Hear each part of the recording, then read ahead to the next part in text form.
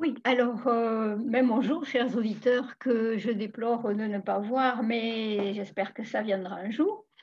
Donc, afin de compléter le programme qui vous a été proposé à l'Université du temps libre de Tarbes, j'ai suggéré à mon ancien collègue et ami Jean-François Soulet un cycle de conférences sur les représentations de l'au-delà, sur les conceptions de l'au-delà, plus exactement au Moyen Âge et plus précisément à la fin du Moyen Âge. Nous avons intitulé ce cycle Du purgatoire au paradis, les chemins de la sainteté. Alors vous remarquerez que dans ces temps difficiles, j'ai laissé de côté et délicatement exclu l'enfer, mais nous aurons quand même l'occasion d'en reparler. Alors l'au-delà, l'autre monde, l'outre-tombe, l'autre siècle, comme disent les textes de la fin du Moyen Âge, je n'ai évidemment pas l'intention de vous en révéler les secrets dont je suis aussi ignorante que vous, bien entendu. Mon approche, c'est une approche historique et non pas théologique, hein. Il s'agit de voir comment les hommes du Moyen Âge ont imaginé le monde des morts, comment ils se sont représentés les différents lieux de l'au-delà, l'enfer, le paradis, le purgatoire, mais il y a également le limbe des pères et le limbe des enfants dans une singulière géographie de l'autre monde. Alors cette géographie, elle n'a absolument rien d'immuable. Elle s'est lentement constituée au cours des siècles du christianisme. Et c'est cette évolution dans le temps qui a intéressé les historiens. Ce sont les changements, les innovations de la pensée, l'introduction de nouvelles images, d'où le titre de cette conférence, l'invention du purgatoire et ses représentations méridionales. Alors ce titre est très proche de la naissance du purgatoire. Euh, la naissance du purgatoire, un ouvrage qui avait paru dans les années 1980 et dont l'auteur est le grand médiéviste connu Jacques Le Goff. C'est l'ouvrage, si vous voulez, qui a, comment dirais-je, donné toute son importance à ce qu'il a appelé le troisième lieu, et il en a fait finalement quelque chose de relativement célèbre, en tout cas dans le cadre de l'histoire universitaire et au-delà. Alors, dans les ouvrages qui se sont intéressés au même type de questions, il faut également compter avec la comptabilité de l'au-delà de Jacques Chiffolo, dont l'ouvrage vous est également présenté sur cette diapositive et qui prend évidemment en compte dans cette comptabilité de l'au-delà, dont je vous reparlerai, le culte des âmes du purgatoire. Alors moi-même, je me suis intéressée à cette question dans ma thèse, dont vous voyez ici la page de garde. Le ciel peut-il attendre le culte du purgatoire dans le midi de la France? Et pratiquement à la même époque, apparu dans la collection des cahiers de Fangeau, La mort et l'au-delà en France méridionale. Et ces ouvrages ont paru donc en 97 et en 98. Alors enfin, il faut signaler que les médiévistes n'ont pas été du tout les seuls à s'intéresser à l'émergence de ce purgatoire comme objet d'histoire. Et même les modernistes, d'ailleurs, les ont précédés dans l'intérêt pour l'histoire des mentalités, l'histoire de la mort, l'histoire des morts, etc. Et en particulier, Michel Vauvel a publié, entre autres ouvrages, Les âmes du purgatoire ou Le travail du deuil, qui est apparu donc en 1994.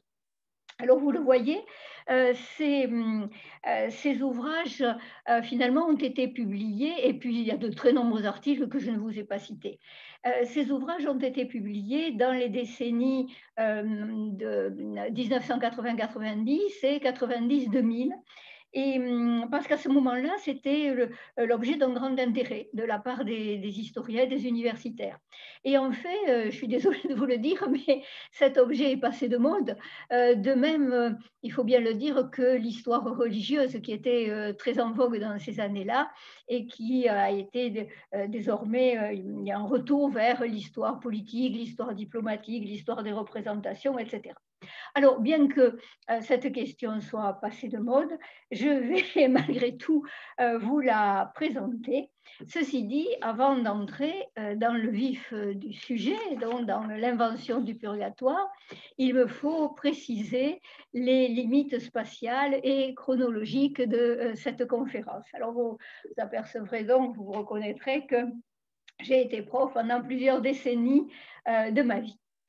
Alors, les limites chronologiques, les limites, pardon, spatiales, c'est le midi de la France qui a constitué, qui constitue d'ailleurs toujours mon terrain de recherche, un grand midi hein, qui va de l'océan Atlantique jusqu'à la Méditerranée et des Pyrénées jusqu'au Limousin.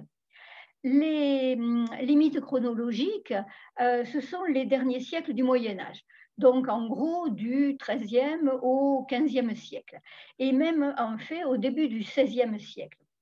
Parce que cette période, entre le XIIIe et le début du XVIe siècle, est bornée par deux bouleversements des croyances de la chrétienté occidentale. Le XIIIe siècle, vous le savez, c'est celui des hérésies, le catharisme, le valdéisme, et ces mouvements hérétiques contestent, chacun pour des raisons différentes d'ailleurs, la doctrine de l'Église catholique et en matière donc de salut des âmes, ce que l'on appelle de manière plus savante l'eschatologie. Alors, le début du XVIe siècle, lui, voit l'apparition des mouvements réformés. Et ces mouvements, avec Luther notamment, vont à leur tour contester les innovations théologiques de la période précédente, donc entre le XIIIe et le XVIe siècle. Et parmi ces innovations, la croyance au purgatoire, avec la pratique des indulgences pour les âmes en peine, fait l'objet de toutes les condamnations de Luther. Ce n'est pas le seul, mais alors je vous cite par exemple l'une des phrases qui a été prononcée par Luther, c'est « Refusons le purgatoire, qui est le fondement du papisme et qui obscurcit la grâce et les bienfaits du Christ ». Et c'est extrait de Luther, les propos de table. Alors, en ce qui me concerne, c'est entre deux théologiques que je vais m'intéresser, entre deux, pardon, chronologiques que je vais m'intéresser. Comment et pourquoi la réflexion sur les fins dernières et sur les moyens de faire son salut s'est-elle modifiée entre le XIIIe et le XVIe siècle? Quelles sont les innovations dans ce domaine?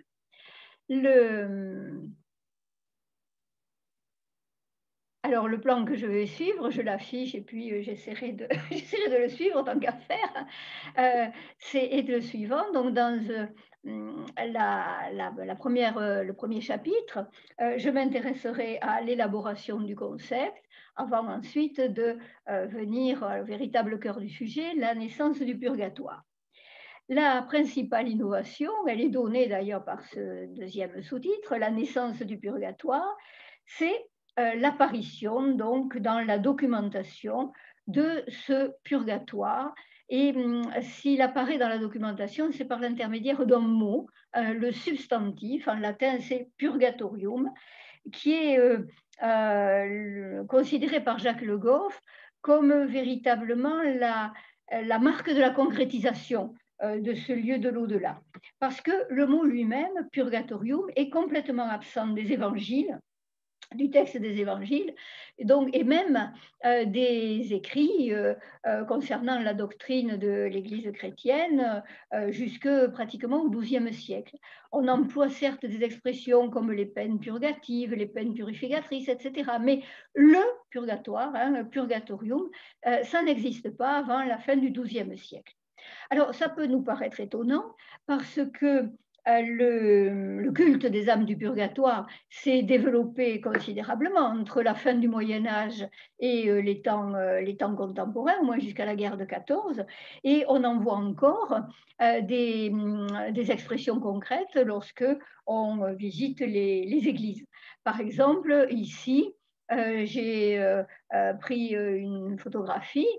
C'est le trône des âmes du purgatoire, donc pour lesquels on peut laisser de l'argent et des aumônes, qui se trouve dans une église voisine de Lavore. Et comme vous le voyez sur ce tronc du purgatoire, il y a une citation: c'est une saine et salutaire pensée de prier pour les morts, afin qu'ils soient délivrés de leurs péchés.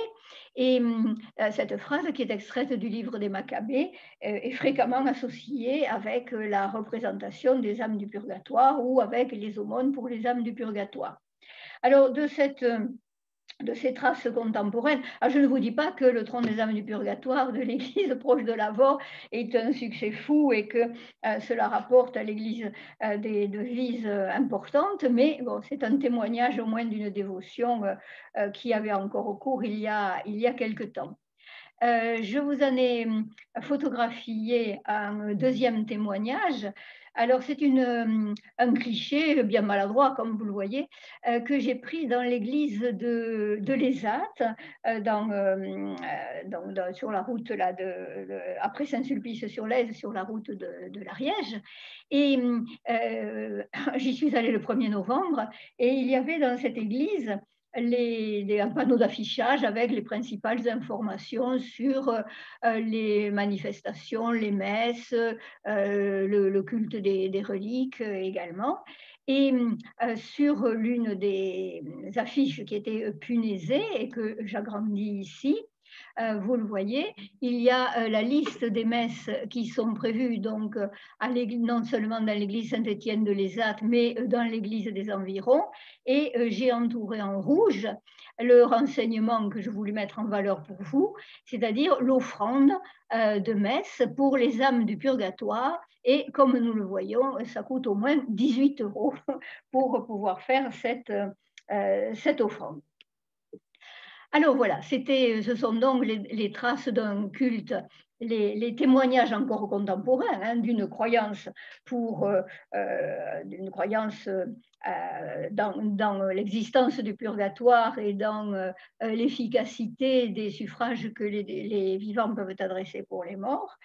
Et c'est les croyances donc ce sont les témoignages encore contemporains d'une croyance qui survit, puisque quand même l'intensité du culte a beaucoup diminué, comme l'a montré Michel Vauvel depuis la Première Guerre mondiale, depuis la fin de la guerre de 14. Alors, nous allons donc maintenant arriver à ma première partie, l'élaboration du concept du purgatoire, l'apparition du mot, donc pendant la période médiévale. Et tout d'abord, dans un premier temps, je vais essayer de vous expliquer comment on concevait le monde des morts et l'au-delà avant le XIIe siècle, puisqu'à ce moment-là, les représentations qui dominaient correspondaient à une partition en deux, d'un côté les élus et de l'autre les réprouvés, et c'est donc un monde binaire, y compris dans l'au-delà, qui est surtout dans l'au-delà, qui était proposé aux fidèles.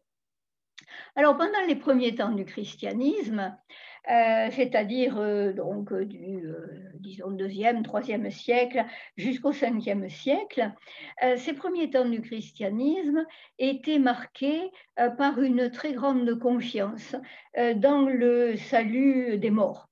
Et c'est logique, puisqu'à ce moment-là, il y avait très peu de chrétiens convertis de fraîche date et qui étaient persécutés. Donc, en fait, ils mouraient en martyrs et en saints martyrs.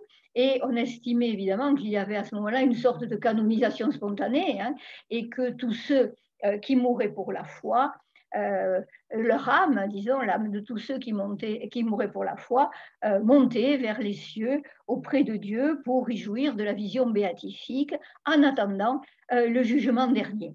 Ce jugement dernier lui-même, on le concevait comme devant se produire assez rapidement, donc le temps d'attente on avait le sentiment que le monde était fini, que le jour du jugement était proche, et que l'attente donc de ce jugement par le Christ de la parousie, que cette attente était conçue comme une sorte de sommeil serein qui précédait donc les différentes phases du jugement dernier. Par la suite, dans les siècles qui suivent, c'est-à-dire du 5e au 11e siècle, cette belle confiance hein, dans le salut des âmes et dans le salut des fidèles s'effrite. C'est logique là aussi, puisque le nombre des chrétiens augmente et il devient évident qu'ils ne meurent plus tous pour la foi. Donc, le nombre également des martyrs, en tout cas leur proportion dans la société diminue, bien que encore au 6e, 7e, 8e siècle, il existe des martyrs, notamment dans les zones de conversion, par exemple dans la Frise, où Saint Boniface a été martyrisé. Et on sait que les conquêtes carolingiennes du 9e siècle et donc les conquêtes carolingiennes du fin du 8e et du 9e siècle ont provoqué une véritable dilatation du monde chrétien. C'est le moment où l'Occident se couvre d'un blanc, un manteau d'église. Et au fur et à mesure que se développe donc et s'accroît le nombre des fidèles, la conscience grandissante du péché s'impose aussi. Il est évident que tous ces fidèles désormais ne sont pas des martyrs et qu'ils meurent marqués, ils peuvent mourir marqués par le poids de péché, même de péché grave. Et ce qui augmente aussi, c'est la conscience de la puissance du démon hein, et de son importance pour le salut des âmes.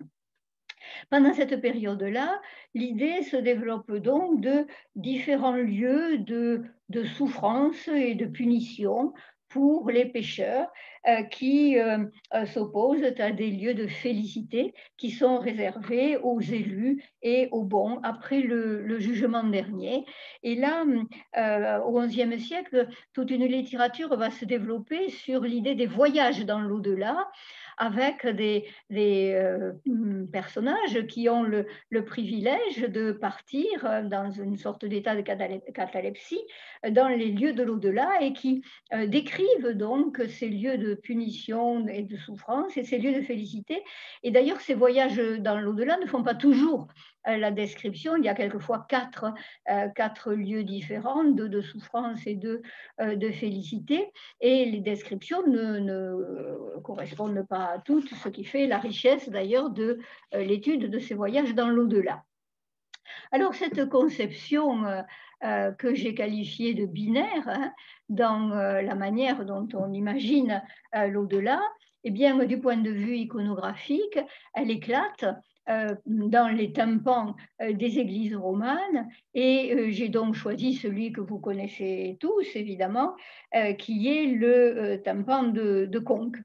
Alors, le tympan de Conques représente donc le jugement dernier avec le Christ juge qui revient pour séparer au moment du jugement dernier et de la résurrection des morts. Il revient pour séparer donc les élus des réprouvés. Alors, le registre du tympan, vous le connaissez, le tympan de Conques, donc je passe très rapidement. Il est déterminé comment dire, par un axe vertical, hein, qui est celui donc, où trône la mandorle du Christ juge, et puis cet axe vertical contribue dans le registre inférieur à séparer le monde des élus qui se trouve à la droite du Christ du monde des réprouvés qui se trouve à sa gauche. La diapositive suivante montre l'opposition qui existe entre les attitudes des élus, et on voit ici un détail avec ces élus qui sont reçus donc, dans le sein d'Abraham et qui sont représentés dans une attitude de calme et de sérénité. Et au contraire, les réprouvés qui sont dirigés vers l'enfer, sont vigoureusement poussés dans la gueule de Léviathan que l'on voit ici par des démons. Et dans cet enfer, ils subissent des souffrances diverses, des animaux monstrueux, des serpents s'emparent d'eux et ils sont torturés dans des positions et dans une gesticulation qui est une des manières iconographiques de représenter les tourments de l'enfer. Donc, opposition entre deux sorts en ce qui concerne l'âme, le sort des élus et le sort des réprouvés, opposition entre un paradis et un enfer. Alors, cette conception très binaire se trouve modifiée dans le courant du XIIe siècle grâce à l'évolution de la pensée dont je vais maintenant vous décrire, si je peux, les différents méandres. Voyons d'abord quels sont les facteurs généraux d'évolution de la pensée. Le XIe siècle, c'est un siècle de boom démographique. Il y a véritablement là une explosion démographique. Et comme je vous le disais tout à l'heure, c'est le moment où cette explosion démographique se fait désormais dans le monde qui est occidental, qui est globalement christianisé. Et c'est donc aussi une explosion du nombre des fidèles en quête de salut. La société, et à ce moment-là, nous sommes dans la période que l'on qualifie de période féodale, la société, selon les critères du XIe siècle, est divisée en trois grandes catégories que Georges Duby a rendues célèbres.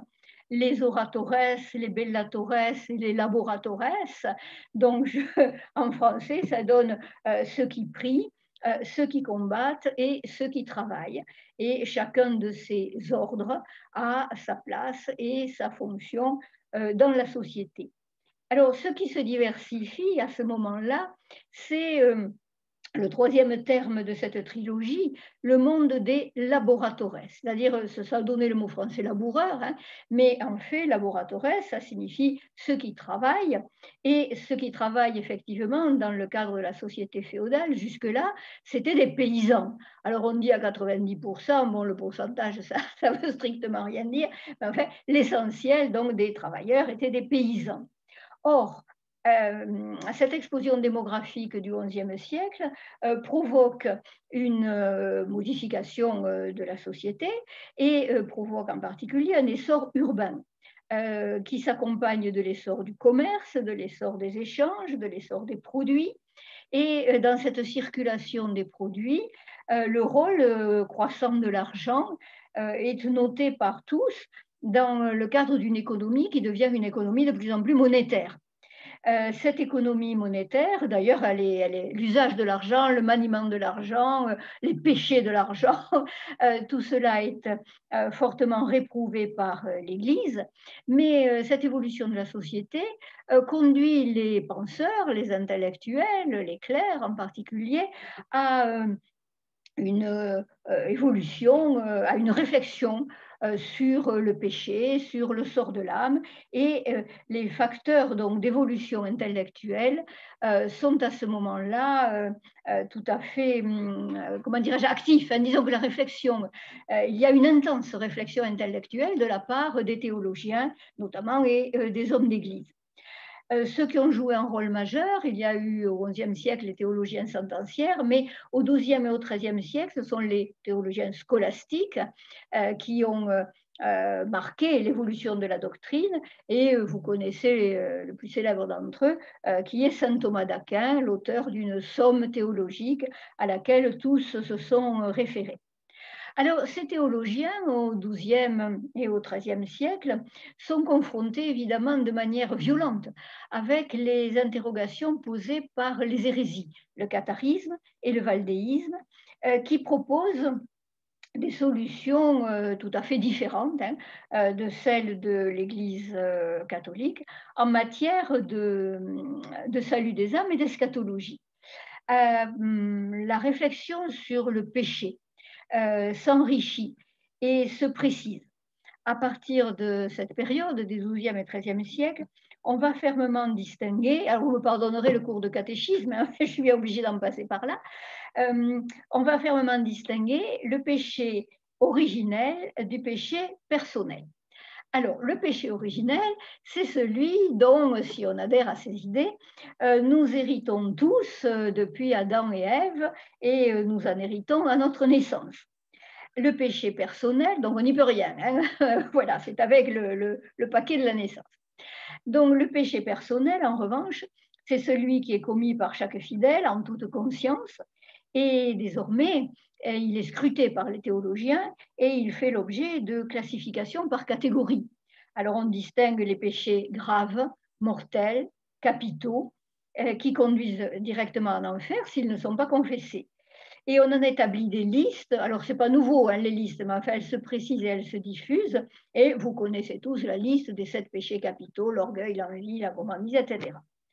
Par rapport à ces péchés graves, les théologiens distinguent les péchés légers, qu'on appelle des péchés véniels. Et ces péchés sont de moindre gravité, ou bien alors ils sont commis par faiblesse, par exemple. Ils ne vous conduisent pas nécessairement en enfer parce qu'ils ne sont pas suffisamment graves pour ça, mais leur simple existence, le simple fait qu'ils aient été commis, suffit à interdire le paradis à ceux qui l'ont commis.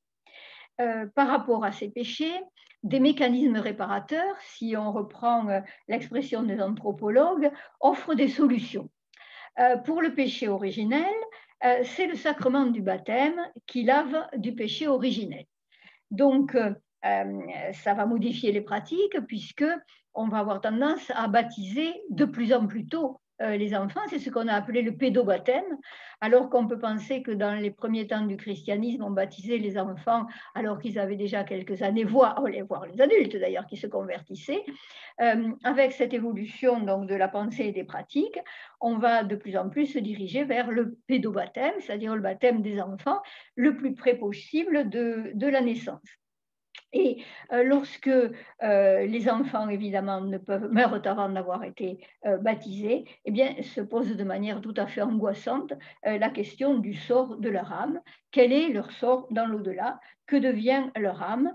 Et j'aurai l'occasion de reparler de ces questions-là avec vous.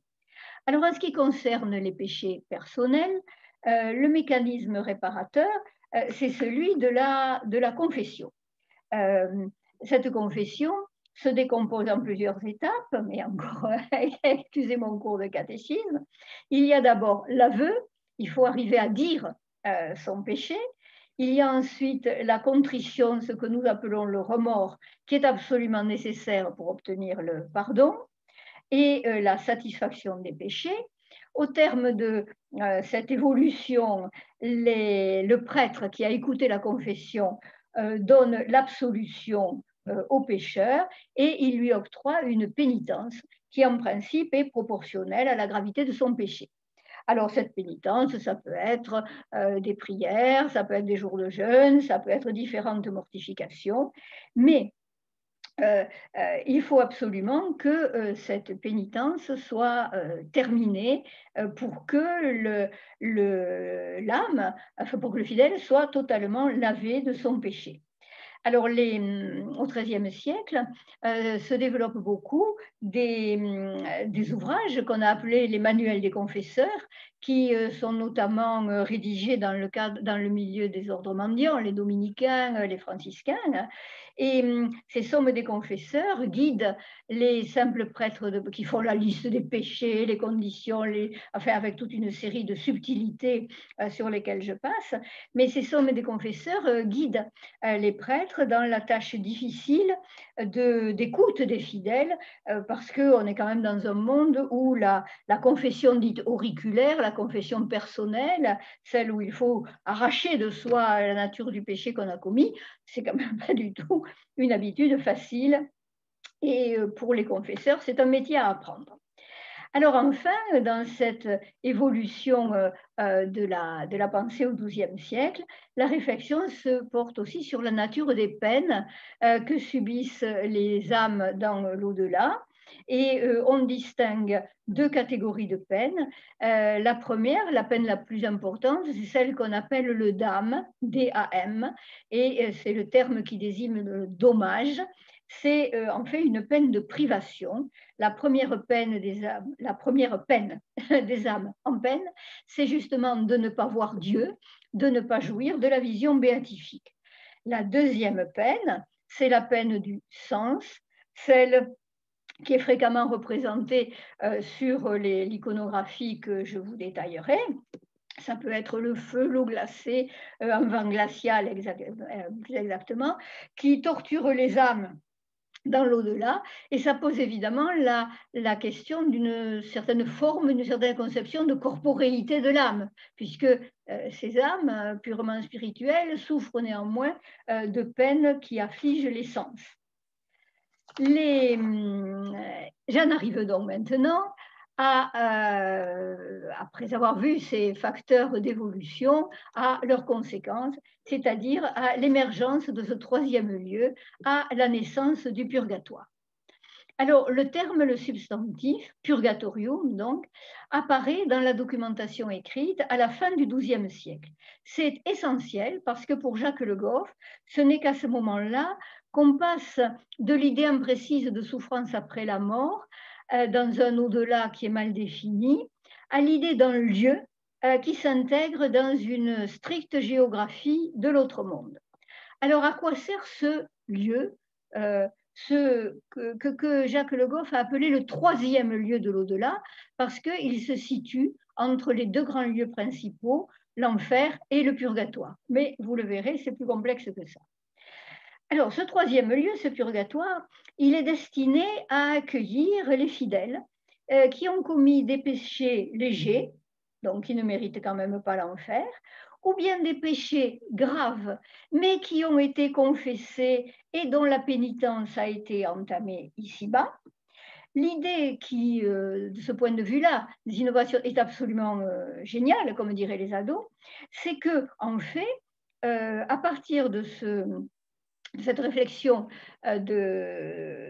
qui se produit dans l'Église occidentale, on estime que la pénitence commencée ici-bas peut se poursuivre dans l'au-delà.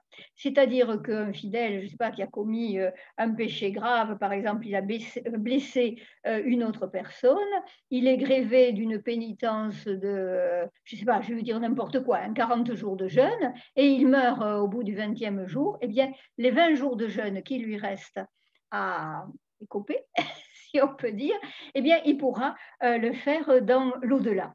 Et donc, après la pénitence commencée ici-bas, peut se continuer après la mort dans l'au-delà. Il y a donc une sorte de pont qui est établi entre les deux mondes. Alors, de ce fait, le purgatoire est conçu comme un lieu et un temps intermédiaire. Un lieu et un temps intermédiaire. Je m'explique. Un lieu intermédiaire entre l'enfer et le paradis. Le purgatoire va accueillir ceux qui ne sont ni tout à fait bons et qui sont donc élus au paradis, ni les tout à fait méchants qui, eux, sont donc torturés en enfer. Si vous voulez, d'ailleurs, les prédicateurs utilisent parfois l'image, ceux qui ne sont ni noirs ni blancs, mais dans toutes les nuances de gris, c'est-à-dire la plupart des gens. Alors, c'est un lieu temporaire, puisqu'on y achève la pénitence que l'on a commencée sur Terre. Mais dès que cette pénitence est terminée, pour chaque âme du purgatoire en particulier, elle s'envole vers le paradis pour y jouir de la vision béatifique et pour rejoindre la compagnie des saints et de Dieu. C'est aussi un temps intermédiaire, puisque le purgatoire ne peut avoir de signification qu'entre le moment de la mort et le jugement dernier. En effet, au moment du jugement dernier, le purgatoire se fermera, puisque le Christ vient séparer les bons des méchants, les élus des réprouvés, et les dernières âmes qui stationneraient encore dans le purgatoire, eh bien, seront à ce moment-là sauvées. Donc, après le jugement dernier, le purgatoire n'existera plus. Et le purgatoire se fermera, en somme, s'achèvera. Par ailleurs, et c'est ma dernière partie, c'est un lieu d'espoir et d'entraide. En effet, si les souffrances qu'on endure au purgatoire sont longues et pénibles, puisque le défunt il subit la double peine du dam, il ne voit pas Dieu, et la peine du sens, il est torturé dans son âme par un feu intense, une eau glacée, etc., comme nous le verrons.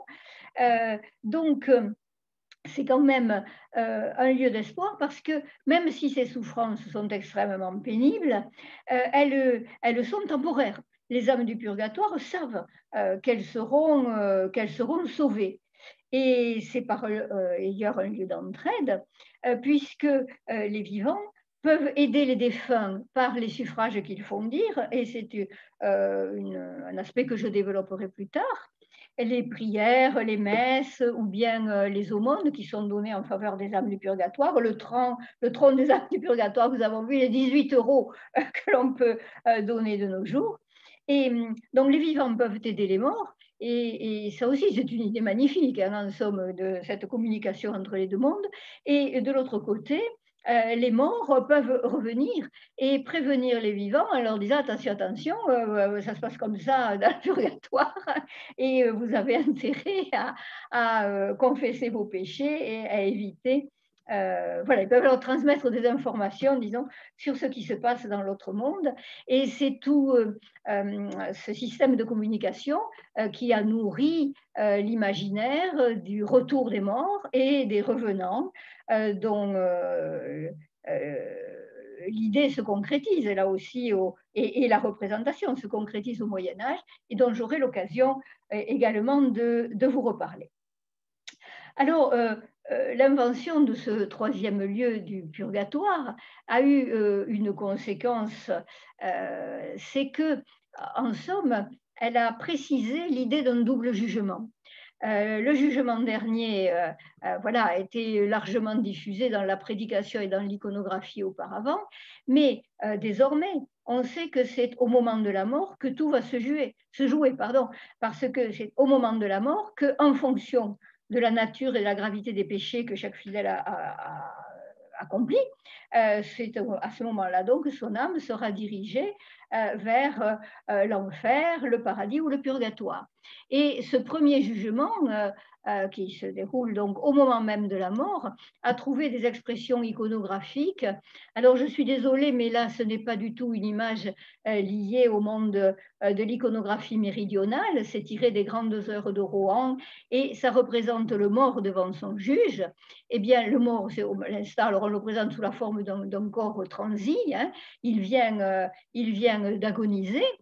Son âme s'échappe avec la recommandation animée, la recommandation de l'âme, et elle est l'objet d'un combat entre un démon qui s'efforce d'emporter cette âme vers l'enfer et l'archange Saint-Michel, ou c'est Saint-Michel, mais ça pourrait être un autre ange, qui s'efforce donc d'arracher cette âme pour l'entraîner. Alors l'entraîner vers quoi? Hein, là, cette miniature ne le représente pas, parce que si l'ange l'emporte, il entraînera l'âme vers le paradis auprès de Dieu ou vers le purgatoire, qui ici n'est pas représenté.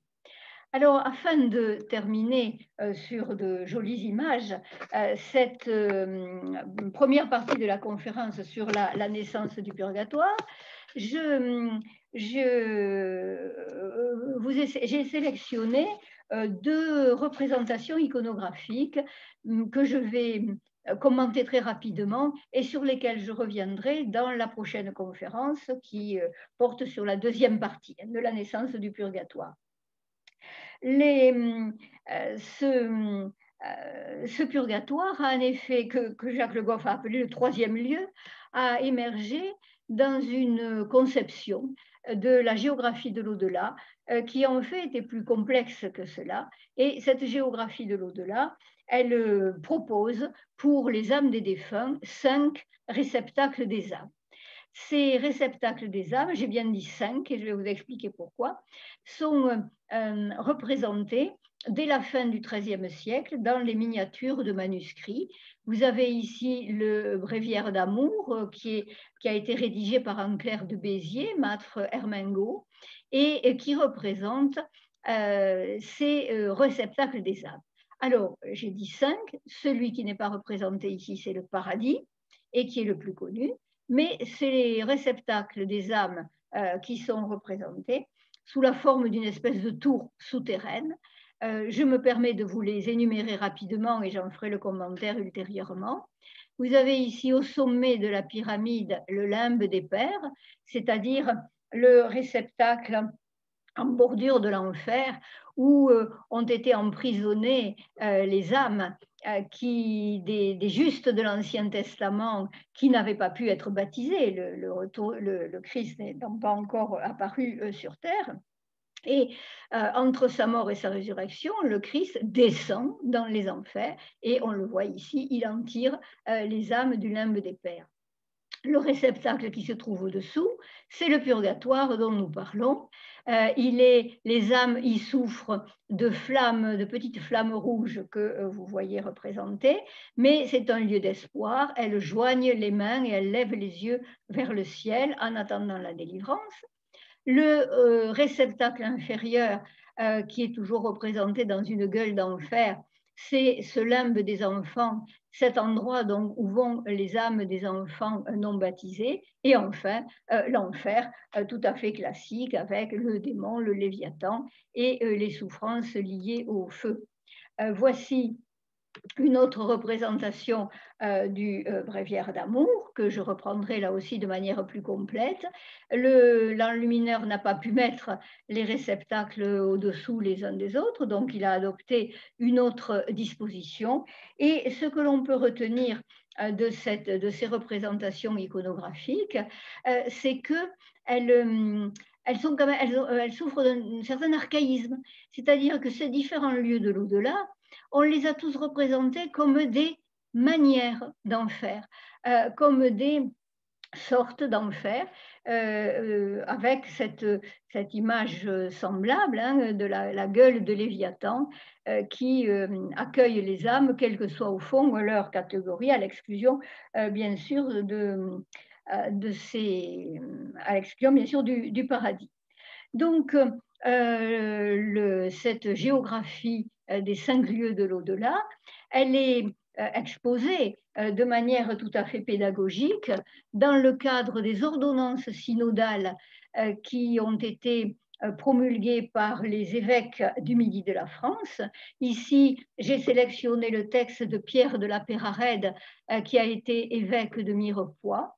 Et comme on m'a recommandé d'arrêter donc ces conférences au bout d'une 40-45 minutes, je vais m'arrêter ici et nous reprendrons la prochaine fois avec le texte, mais vous pouvez le lire de votre côté, qui est donc un concentré de pédagogie épiscopale sur le sort des âmes dans l'au-delà.